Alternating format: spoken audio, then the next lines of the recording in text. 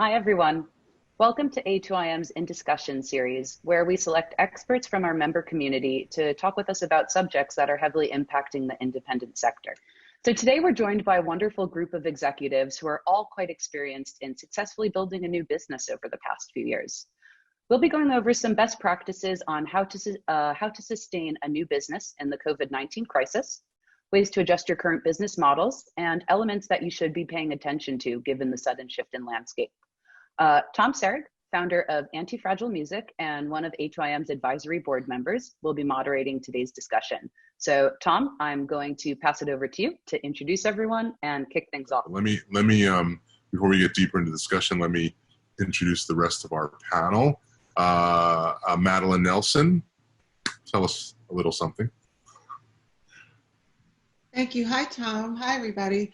I am Madeline Nelson. I am founder and CEO of Heads Music, independent music company. There's an indie label division, a management company, a publishing company, and now distribution, digital distribution, which I'm insanely excited about.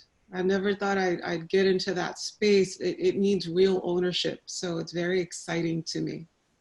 So tell me, with this, with Heads and the label publishing and distribution, are you, since COVID has started, have you changed how you're spending your days? Is it more based around product creation and less about marketing implementation, or just generally how has it changed sort of how you're doing your day-to-day business? We quickly realized a couple of things. One, we needed to figure out how to make sure our artists find ways for them to continue to make money, because, you know, our touring is completely shut down. I mean, just slammed shut like within a day.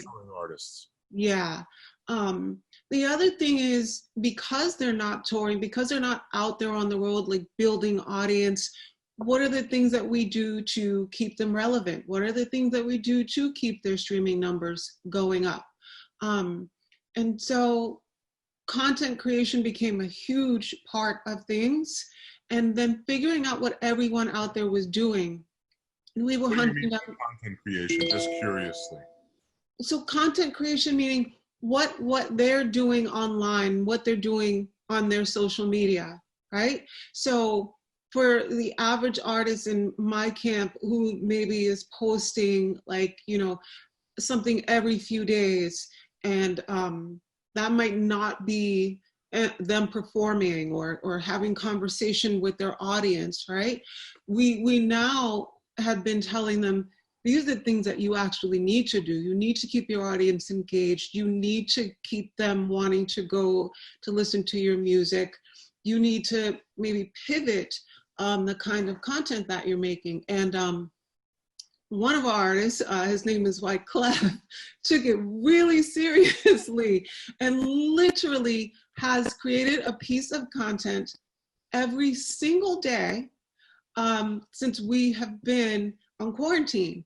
And we've watched his social media numbers shoot up, and we've watched his streaming numbers shoot up. All the catalog stuff, like every single day we get a notification that something from the catalog is playlisted. And then we see the numbers go up on all the newer stuff.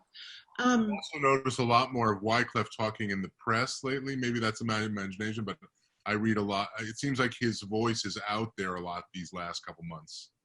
It is. And the reason is, one of the pieces of content he created, and it literally, he just was trying to express his feelings about what's happening. And so he recorded a song on his iPhone. And the song is called Distance. And one person got hold of it and invited him to talk about it on television, and then we got flooded with invitations for him to come and talk about it and just, you know, talk about being on quarantine and all that good stuff. So I mean, what you're seeing goes right back to us knowing that we needed to make sure our artists were doing things to try and maintain their relevance at this time. I'll tell you, one of the things I've loved and enjoyed about this period, as many crappy things as there are about it, have been these Instagram battles at night. So the one with Jill and Erica Badu, that wasn't really a battle. That was more like a love fest. but the one with Teddy Riley and Babyface was amazing. Yeah. Is Clef planning on any of those kind of things on Instagram Live? Well, no. So he's not planning. He has already been asked to do a versus battle. He's not planning on doing it. What he has been doing is something I love. He's been doing these challenges on his Instagram. And there's one happening right now to 911, the 911 track. And folks can win money. And that also, I mean, when you get a chance, you got to look at the numbers. The numbers are phenomenal. Because what's happening is every time a kid enters this challenge, they're telling everybody that follows them to go tag Wyclef. So, you know, for the thousands of kids who might not know who Wyclef is, now they're going to like hunt down who is this guy. So you're like seeing the following go up every day. But the most beautiful part of that is it's giving voice to young people, opening them up to his audience. His audience is now able to see them and comment on them and follow them.